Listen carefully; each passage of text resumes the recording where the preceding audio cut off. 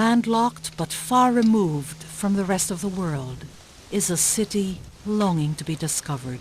Unexplored and enchanting, it emanates a startling honesty as it lies naked, lending itself to adventure, revelry, and mysticism, and a people given to warmth, reverence, and industry. Beautiful Iriga, its sweeping landscape a palette of blues and greens, dominated by the immense presence of proud Mount Iriga, itself replete with ancient geological upheavals that define the city's terrestrial character. Today, 36 barrios, manifestations of man's love affair with a mountain, are nestled at its bosom. Its history would have made a lovely tale, but for its profound metamorphosis, casting reality with equal portions of resignation and faith.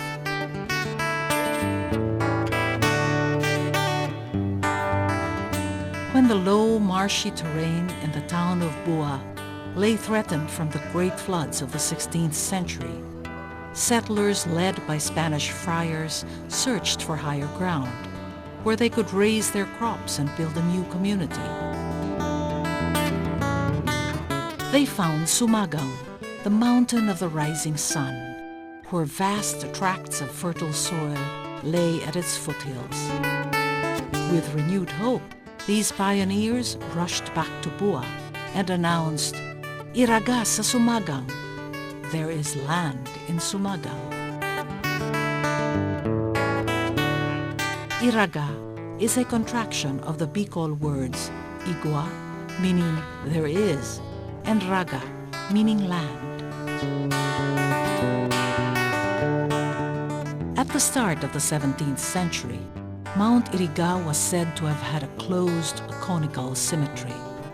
Spanish historical accounts mention major volcanic activity in 1628 and 1641, but its last recorded eruption was in 1614, swallowing neighborhoods, wiping Iriga City's canvas clean. This violent discharge, a burst of angry tears from the core of the earth, raged down its chi so that the face of the mountain remains scarred with a cavernous gully. The erosion sculpted a 3-hectare horseshoe-shaped caldera that drops 500 feet from the summit. A massive avalanche that traveled more than 10 kilometers careened down the western part of what was then a valley, locking water in, forming a lake. In the aftermath, inhabitants from the town of Buhi relocated to the shores of the lake, soon after known as Lake Buhi. Lake Buhi, in its solitude, is perhaps Mount Iriga's gift to its people. It is one of the cleanest inland bodies of water in the Philippines and home to one of the world's smallest fish, called tabios by the Bicolanos and sinarapan by the natives. Appearing bottomless like the sorrowful eyes of a lady, it is a spectacle from Mount Iriga's collapsed crater, some 4,092 feet above sea level. The challenging trek to the zenith of Mount Iriga is rewarded by a panorama of the entire Bicol River basin, as its mighty arms reach out to all 3 lakes and other streams of the Camarines Sur province. The neighboring mountains find a way to peek through the sheer mist. Mount Isarog on the north, Mount Malinaw, Mount Masaraga, and the perfect cone of Mount Mayon on the south. Asog, Mount Iriga's early name, leaves a trace of Bicol's colorful ancient social structure. Asog was the term used for the effeminate pagan priests of the indigenous Agta tribe residing in the mountain. They donned feminine clothes for cult functions, where they would act and speak like women. They led ceremonial rites dedicated to the god Gugurang, and the ancient spirits called anitos. Through their pagan rituals, they warded off the aswang, the most dreaded of supernatural beings in Philippine folklore. As the settlement at the foot of the mountain progressed, the Agta tribe gave way by moving their fortress onto upper slopes. These people of pre-Austronesian origin have preserved their deeply rooted customs and tradition. Today, inhabiting Ilian Hill, just a few kilometers above the village of San Nicolas, they maintain peaceful ties with the lowlanders and with modernity, even as they go about their ancient rituals. The presence of the Agta in the highlands and the Irigeños in the flatlands is a contrast that only deepens the resonance of the Bicolano culture. They are one, despite differences in skin color, lifestyle, and religion, and even to a healthy extent, merge their customs while keeping their olden bearings intact. Irigeños are exceptionally intelligent, vigorous, and determined. Their exotic tongues speak Bicol, Rinconada, Tagalog, and English. Their use of language is characterized by the gentleness of their accent, each syllable an ode of gratitude to Mount Iriga.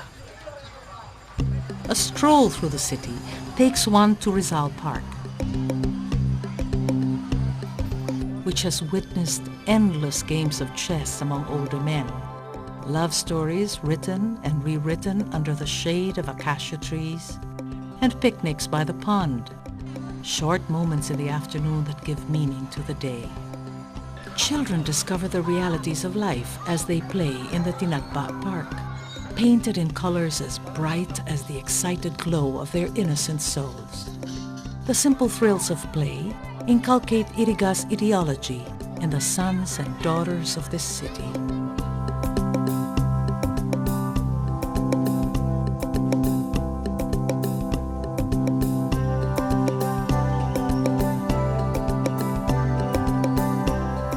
The Iriga Public Market is not just an area for business and commerce. It is a place where everyday chit-chat turn into friendships. The warm smiles of the vendors seem to make the merchandise more eye-catching. Abaca slippers and bags and other woven handicraft created by the industrious Bicolanos. The bell tower of the 18th century church looks quietly over the city square. St. Anthony de Padua Church is a legacy from the Spaniards who made Camarines Sur the first seat of Catholicism in the Philippines, turning Bicolanos into the most resolute Roman Catholics in the country. Built in 1578, its interior walls are ornamented with multi-hued stained glass windows, depicting the 14 stations of the cross.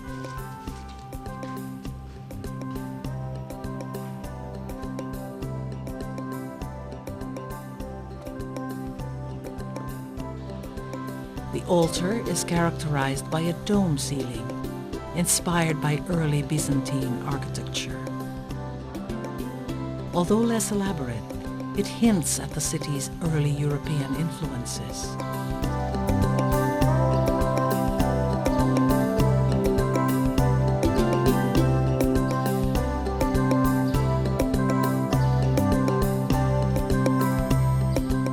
Bowing in reverence to the greatness of Mount Iriga, Calvario Hill rests silently in the municipality of San Francisco. Perched on its summit is the Emerald Grotto of Our Lady of Lourdes. Myth has it that the Calvario Hill, then known as Horno or oven, was the habitat of the aswang. The Spanish friars, quick to inject new doctrines, transformed the once petrifying spot into a nest where the newly converted natives would watch the staging of the Passion of Christ. Thus its name, Calvario Hill. However, when World War II broke out, the Japanese Imperial Army, knowing that the hilltop would be a strategic military stronghold, turned it into a monstrous garrison painted scarlet by the blood of the brave Irigeño resistance movement. Mount Iriga has long been quiet, but the Bicolanos' penchant for spice is enough to cause a daily pyroclastic search. Just like the rest of the Bicol region, Iriga cuisine is liberal with its use of coconut and chili. Although machine-shredded coconut meat is available in the local market, the act of scraping the meat from the shell by hand stays part of tradition. One of the most celebrated Bicolano dishes, called laing, is a stew of dried taro leaves flavored with shrimp and pork. Boiled with ginger and coconut milk on a low fire, a generous amount of local chili pepper is added just before cooking is done. The creamy, spicy laing is an explosive gastronomic delight. Tinuktok is a mixture of finely minced young coconut meat, river shrimps, onion, garlic, black pepper, and lemongrass. The thumping sound of blade against chopping board lends it its onomatopoeic name. The concoction is wrapped in taro leaves, then tied together by pairs with lemongrass. The small rectangular pouches are simmered in a low fire until tender. The anticipation of waiting by the flicker of low fire guarantees a lively appetite, as the aroma of burning wood definitely swells up the craving. Glazed with a creamy sauce of coconut milk and native chili, the tinuktok, cooked to DNA-altering perfection, bursts with the flavors of Iriga. The delicacies are best paired with rice to temper the intensity of the spices. Just when there seems to be nothing else to disturb the stillness of rural life, the city makes a banging re-entry, and the second week of February finds the Iriga folks gathered at the Tinagba Park, where Iriga cuisine takes center stage in the city's biggest celebration of the year, the Tinagba Festival.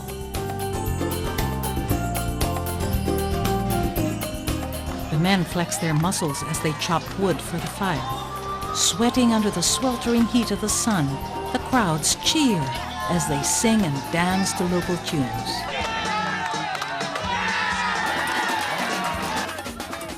Another competition begins with the dehusking of coconuts and grating the meat from its shell. The sound of busy chopping boards fuels the frenzy as the ladies prepare taro leaves and lemongrass, mincing and wrapping with precision in an attempt to create the best dish in Iriga history. Other members of the team cook up the complementary dish for the fiery cuisine, the ibos, a staple made from glutinous rice wrapped in dried coconut leaves. The young Irigeños are challenged to a native triathlon, a relay of Philippine traditional games. They race along the main road, shifting from bamboo stilts called bataka to bicycles to coconut shell stilts called baong sangko. The Tinagba is one big party and an excuse to be outrageous. The Pinaka-Oragon competition has its spectators on the edge as contenders swing to the other end of the sublime, eating chilies, frolicking with an untamed snake, or drinking soda while standing on one's head. The essence of the Tinagba Festival, however, lies in its religious significance. Inaugurated in the early 70s, the Tinagba, derived from the Bicol word which means harvest, was inspired by the pre-colonial offertory rite called atang. It was the Agda's tribute to Gugurang, the god of good. Consequently, the festival is held on the feast day of Our Lady of Lourdes, making it a blend of Roman Catholic and Agda customs. On the last day of the Tinagba, Iriga explodes with local color and revolutionary sentiment.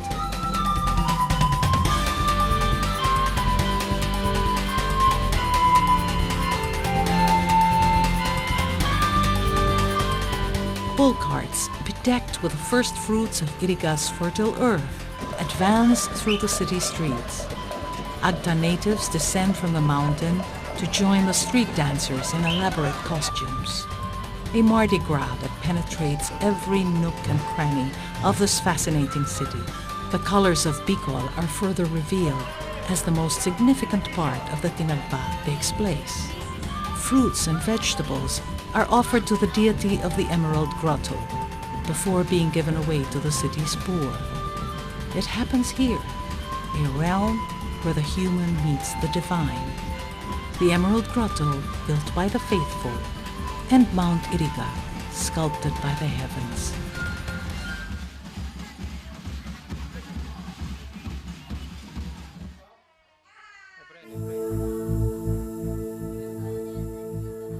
For those who are tired and sunburned from the festival, it is the perfect time for a trip to the nearby village of San Isidro, where a hot springs resort offers a most relaxing spa experience. The mineral waters of Masosu Hot Springs seep through the volcanic rocks of Mount Iriga before oozing back to the surface of the earth. It is said to have strong curative properties, bringing Mount Iriga's healing touch to the people. The resort offers cottages with all the essential amenities for longer stays. Iriga City offers visitors a number of hotels that provide comfortable lodging at inexpensive rates. Getting there is easy, with 258 kilometers of interlaced roads that are accessible to all forms of land transportation. The quickest way to reach Iriga, however, is by taking a 45-minute plane ride from Manila to Pili, followed by 30 minutes of land travel from Pili Airport to the city boundary. For those who have the luxury of time, a 10-hour road trip traversing the Maharlika Highway gives a refreshing experience of the countryside. Over 20 bus companies ply the Manila-Iriga route daily, Philtranco being among the most popular in the region, as it traces its humble beginnings in Iriga. Situated within the vicinity of the bus terminal, the Philtranco Transport Heritage Museum shelters photos and memorabilia of the oldest transportation company in the Philippines. Philtranco was founded in Iriga City by a young American serviceman, Albert Luis Amen, in 1914, a few years after the building of the railroad. The two modes of mass transport, the bus and the train, were the engines behind the rapid growth of Iriga, making it the center of trade and commerce in the region. Iriga has everything on the tourist menu: dreamlike landscapes, great food, awe-inspiring stories, and beautiful people. Its wonders saturate a person so subtly, it is only upon parting with the city that you realize it has consumed you whole, just the way Mount Iriga wishes it. Despite interlaced roads, it is not hard to find the way back to Iriga when the path has already been etched in one's spirit.